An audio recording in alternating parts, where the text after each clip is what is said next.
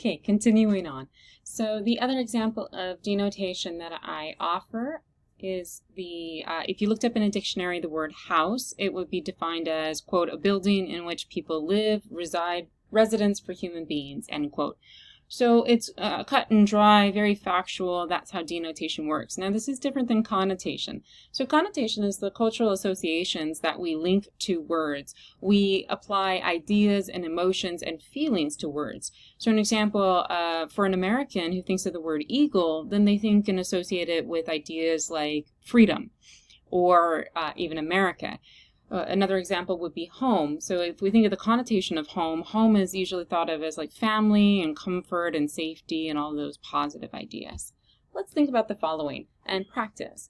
So now I want us to think about the following words, and we want to pick the most negative connotation. So again, word association. When we hear this word, which of the three in the following sentences seem to have the most negative connotation? So if I said, where did you find that outfit, getup, and attire? Well, outfit and attire are both kind of words that describe what the person is wearing, but in a very factual way. When you say the word getup, getup usually implies that it's probably ugly or a little outlandish or a little too extreme.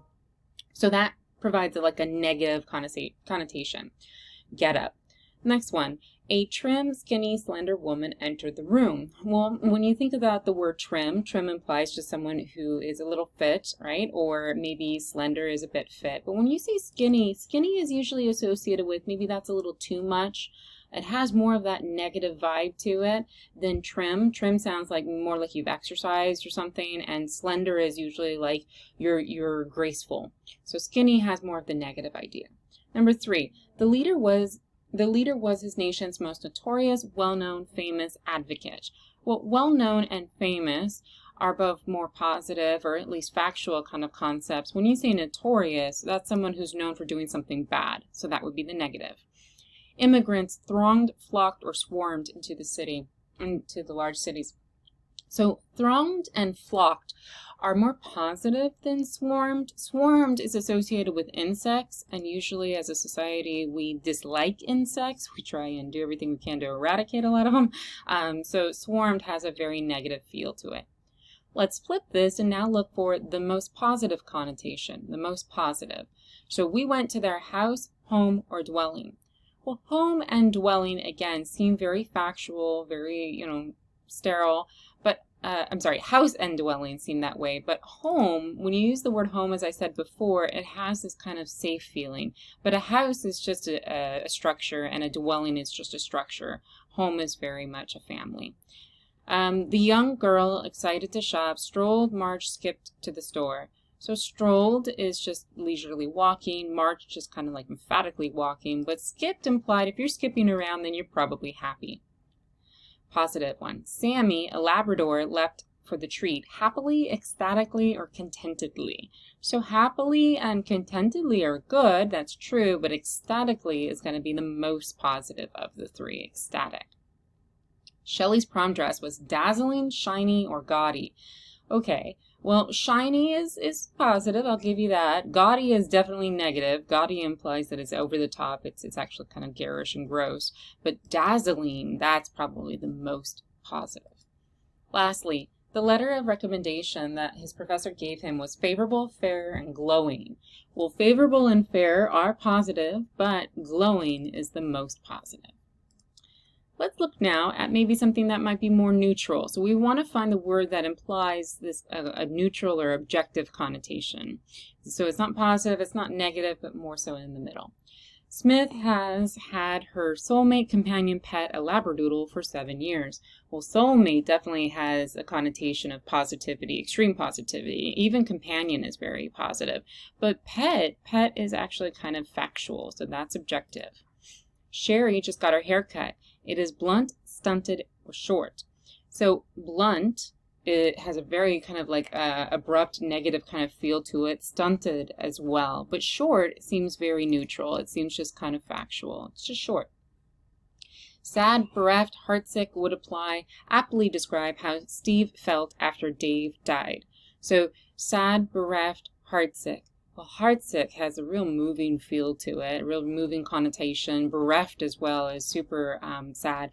But sad just alone, that feels just kind of like, okay, information, but not kind of emotion. Bereft and heartsick have emotion behind it. Though Scott wanted to lose weight, he was still obese, pudgy, or large. So obese has a very negative connotation in our society, right? Obesity. Pudgy is probably more of a positive connotation because it's, fun and cute and squishy. But large is probably very neutral. It feels kind of just objective.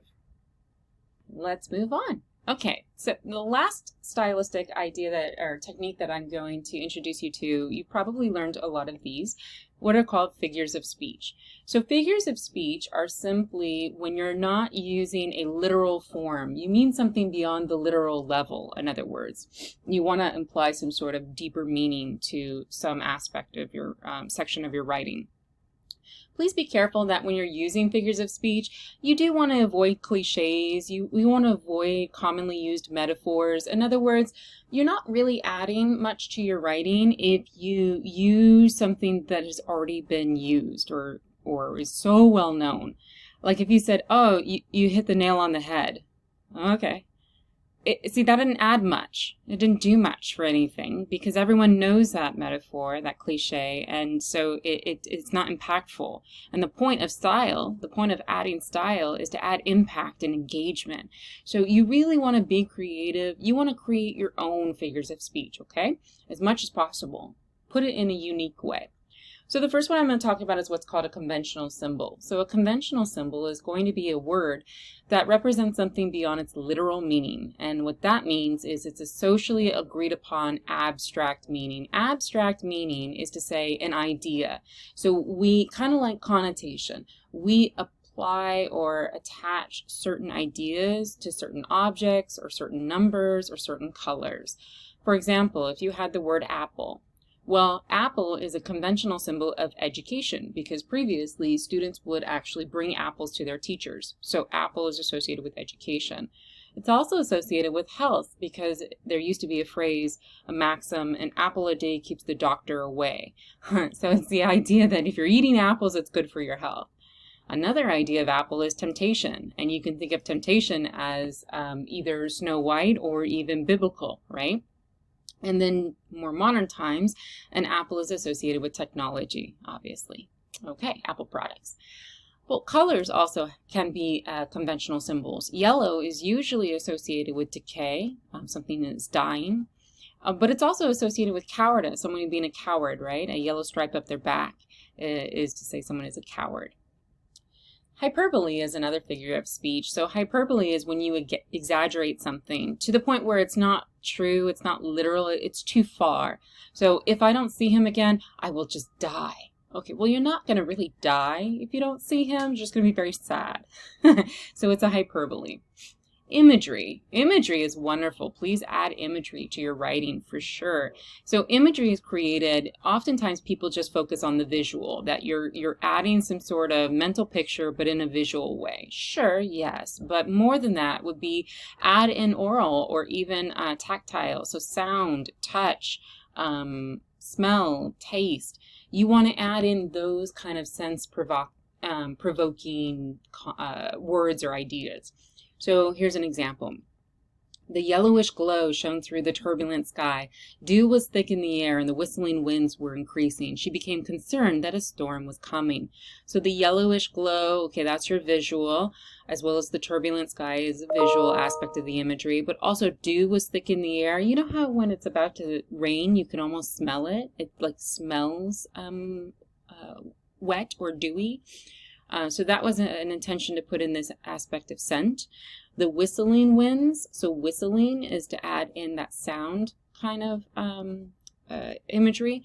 So this paragraph here, or this sentence here, is fraught with imagery in many different ways. It's trying to create a picture with more than one sense impression, and that's what you want to do, sensory impression. Okay. Metaphor, I'm sure many of you are quite comfortable with metaphors. It's simply where you make a comparison. So the paper pushers click-clacked away on the typewriters. Well, a paper pusher is a metaphor for a secretary. The secretaries were typing away on their typewriters, but we replaced the word secretary with paper pusher metaphor. Personification. So personification is when you give human-like qualities, human-like qualities to non-human entities or characters or things. So in the example here, the cloud wept and howled. Well, a cloud doesn't actually weep. That's more kind of a figure of speech to say it rained, right? Or howled, maybe that's saying it's thunder. But we give this idea of weeping or crying, which is a human-like characteristic, to the cloud, personification. The last one I want to introduce you to, although there are many more than this, would be understatement. Understatement is when you downplay something, right? That's the slang for it, to downplay. So Mark had just finished carrying the fourth and last of his fellow soldiers from the wreck, but he was only doing his duty. So he was only doing his duty? No, he probably went above and beyond, right? By going into the wreck and carrying all the soldiers out. That is going beyond that. So this is an understatement. Wonderful. You have now learned 4 different stylistic techniques, right? You have learned how to bring sentence variation to your writing. You have learned about connotation and denotation. You've learned about parallelism, and you've learned about figures of speech. Now you get to show everyone how awesome you are. So here's the assignment. You're going to go ahead and complete the following in a fresh MLA document. So please, in an MLA formatted document that's all of your own creation, do not just copy and paste this. Of your own creation, create this document. And I want you to either choose paragraph A or paragraph B. So do not do them both. Pick one or the other. Pick one of the other paragraphs, and you're going to take that drab, sad little paragraph, and you're going to enhance it with the stylistic techniques that you've learned. So the first one you're going to do is you're going to go ahead and pick one of those paragraphs, and it's full of simple sentences. I want you to add sentence variation. I want you to throw some complex sentences in there. I want you to combine some sentences to create compound sentences. So you don't have to do all of them. You can keep some of the simple sentences, but you want to create variety by adding in some of this variation. Next, after that paragraph, you're going to take that new paragraph. So you're going to take this number 1, this new paragraph that you've created that's full of sentence variation, and you're going to now try and add an example of parallelism. So you can either create it from the ideas there or create a whole new sentence, whatever you want to do, but give an example of parallelism. Once you do that, then I want you to bold it. Bold that example of parallelism so I know that you know what parallelism is. Okay, number 3. Number 3 is to take that newly beautiful paragraph full of sentence variation and parallelism and now add some words that have more connotative meaning, right? Connotative meaning. So change some words out maybe and substitute them for better words that are more, like I said, have more connotative meaning, or just add in new words. And whatever you do, again, bold them. So bold the connotative words so I know that you know what they are. The last one is to rewrite the paragraph. So you're going to take that paragraph that you did for 3, and you're going to add in at least 2 figures of speech. Wholly new figures of speech that you've created all on your own, okay? So please do not use an overused metaphor. Create your own and then again bold it. So after completing number 4, you're going to have a wonderfully stylized paragraph full of variety of sentences, instances of parallelism, words of connotative meaning, and examples of figures of speech. By the time you finish number 4, it's going to be a fantastic paragraph. I hope that you enjoy this assignment, and I look forward to reading them. Thank you.